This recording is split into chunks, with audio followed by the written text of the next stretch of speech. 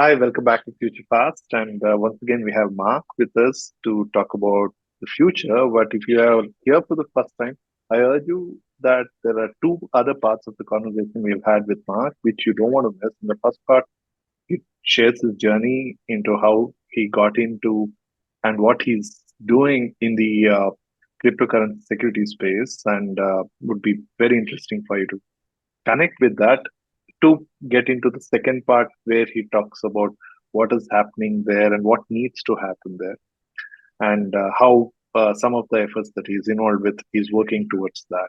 And with that, welcome once again, and I'm sure you will enjoy it as much as I'm looking forward to. Mark, thank you so much for uh, continuing to being part of our effort in bringing this conversation to everybody. So, welcome to Future Fast once again. Thank you.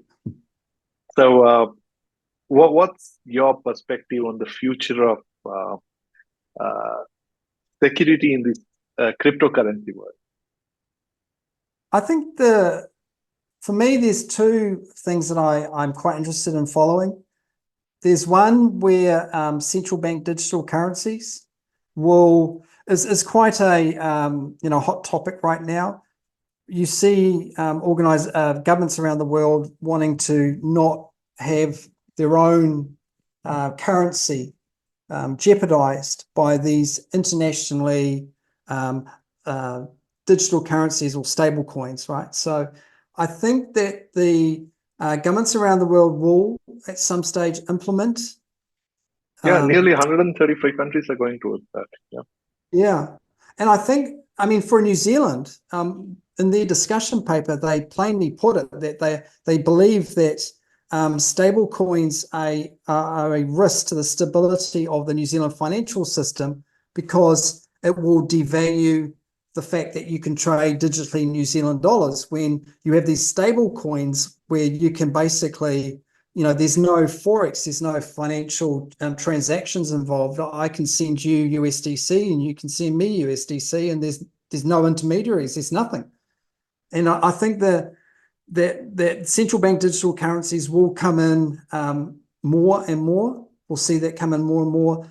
I think the key concern is obviously privacy. The things is that, the central bank digital currencies, they can find out how much money you have. They can actually take all that money away if they believe that you're doing criminal activity. Those are the things I think that the governments will really need to convince their people that they're not going to do that. Because at the end of the day, this technology can all be controlled from a central organization and with the power to control how these central bank digital currencies flow around. So that's one thing that I'm looking at, and but I do believe it will come in at some stage. The other thing that I'm quite interested in is how do you end up regulating decentralized finance?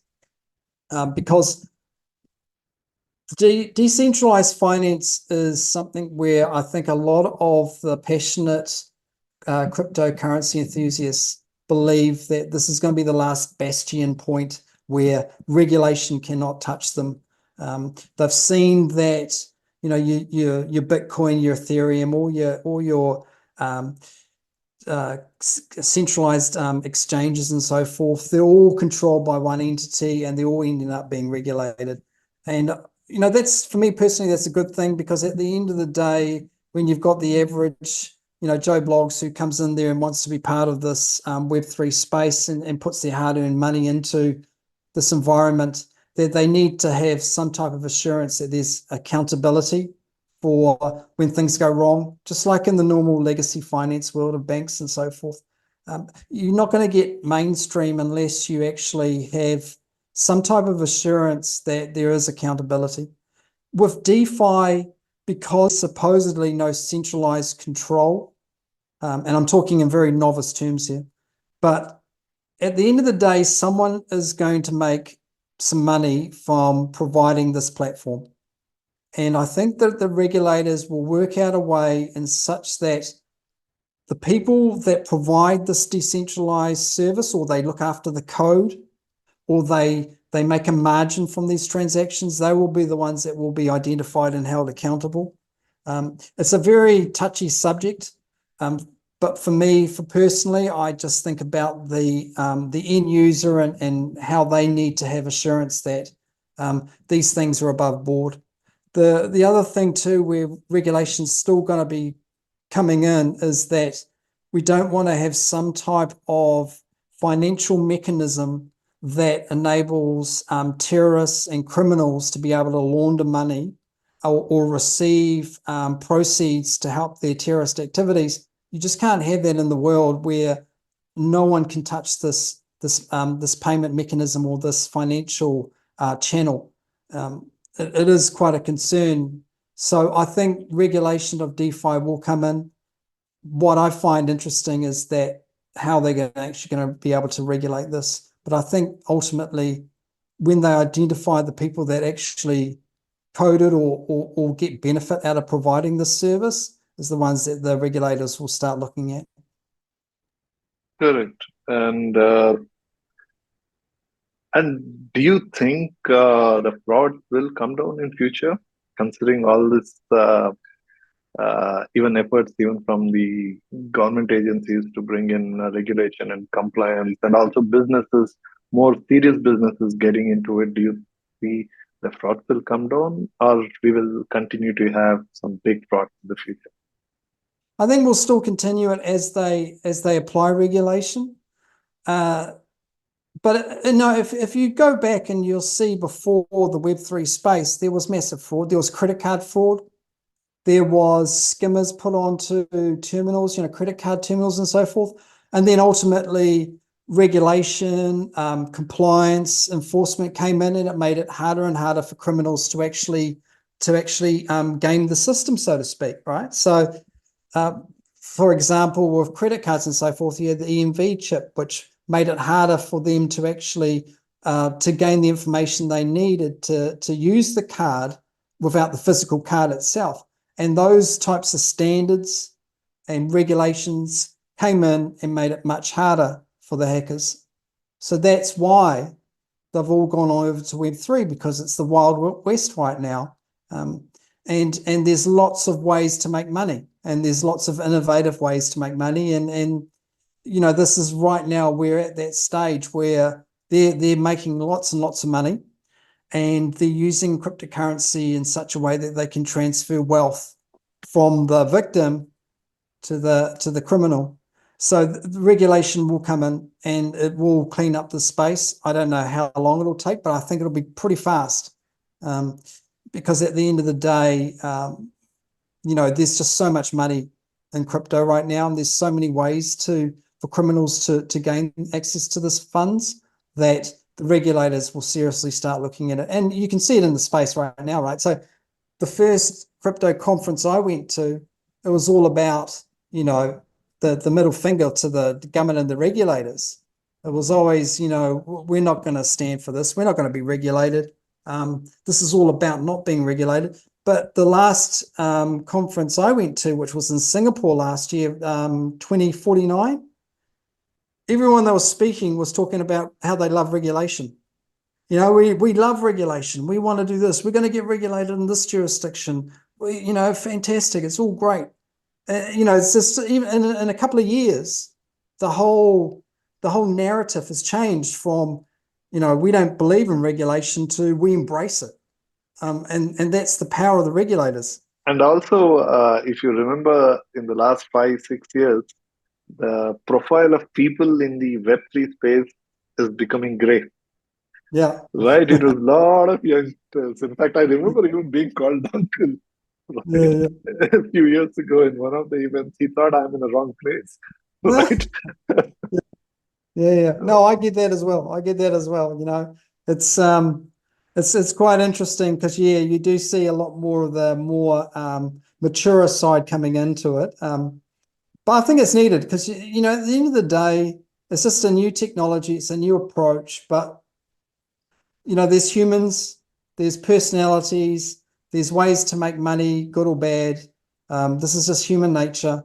And it needs to be done in such a way that there's less unfortunate criminal activity, and there's more benefit for everyone to embrace this new technology. So, so you think, despite all these frauds and risks involved in the crypto asset space, and also the tokenization that is becoming so much more and coming into real world assets, do you see that more people will still continue to adapt to the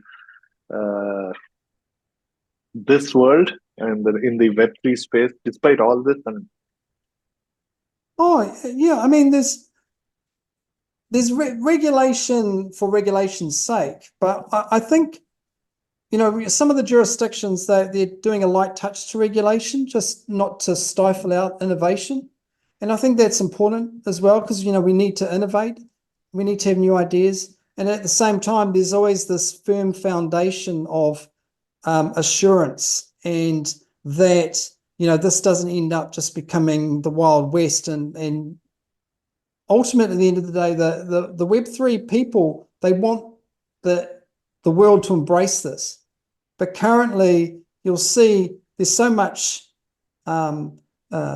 scams and hacks and rug pulls and so forth that the mainstream people are too scared to come in here. I mean, they did tentatively touch their toes in no, but 20. most important thing is the regulators have to come in a lot more seriously as much as the businesses, right? So in India, we have more than 150 wallet users, Yeah, 150 million wallet users, which is yeah, huge. I mean, if you look at it, global average, well over 50% of the global active wallet users are in India.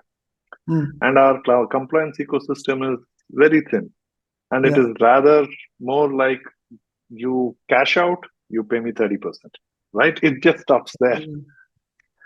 So, which is what is pushing most of the businesses out of India.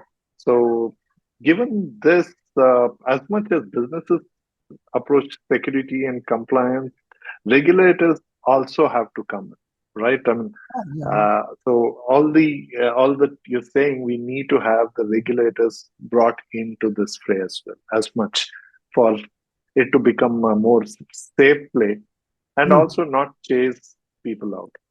So yeah. perhaps something to the regulators from you. Yeah, I mean, obviously we don't want to stifle innovation because, this is an ideal opportunity for countries to actually be known as the innovators of Web3. There's a lot of opportunity for countries to make money out of this. And also Um, create a lot of jobs, right? A lot of wealth. yeah, absolutely. There's a lot of jobs. And, with AI fast approaching and so forth, there needs to be a lot of reskilling done, I believe. And no matter how much you talk about AI, I think at the end of the day, especially around information security and IT itself, there still will be a lot of need for humans. Correct. I believe I read somewhere that currently right now, the way we term AI is dumb AI. It's just like, I mean, this is extreme novice here, so don't beat me up, but we're not at the stage now where we have sentient entities, in AI that can actually hold their own personal opinions. And that, to me, when I deal with AI, it seems to be just a very smart way to ask questions and receive the right information.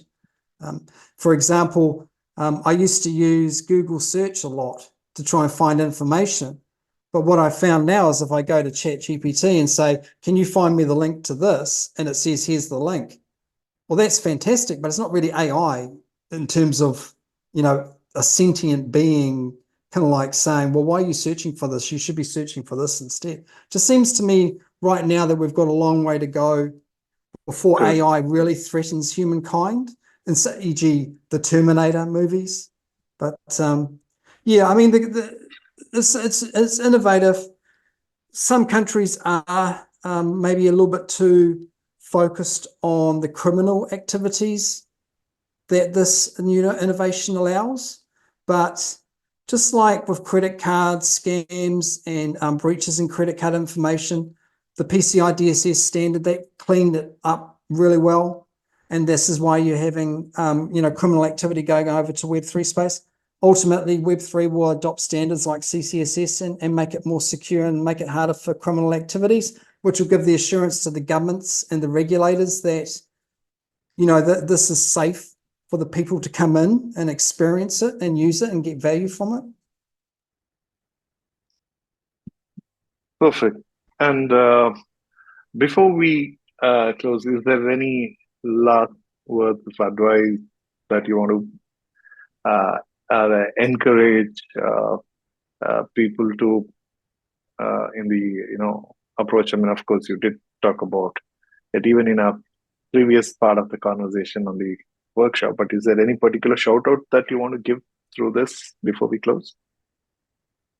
I think generally, if you're interested in Web3 or the cryptocurrency space and it's new to you, the only thing to remember is don't give your private key or your seed phrase to anyone. That's pretty much it. Right. It's an exciting field, but there's lots and lots of scammers out there. Just be very careful and never give your seed phrase or your private key details to anyone. Wonderful. Well, there you go, and listen to it, share this across, and do subscribe to FutureFast. And we appreciate your feedback as well. So do share your feedback. And thank you so much. And come back soon for more great stories and learnings as well. With that, once again, Marc, thank you so much for being part of FutureFast and also for doing what you're doing. Thank you once again. Thank you.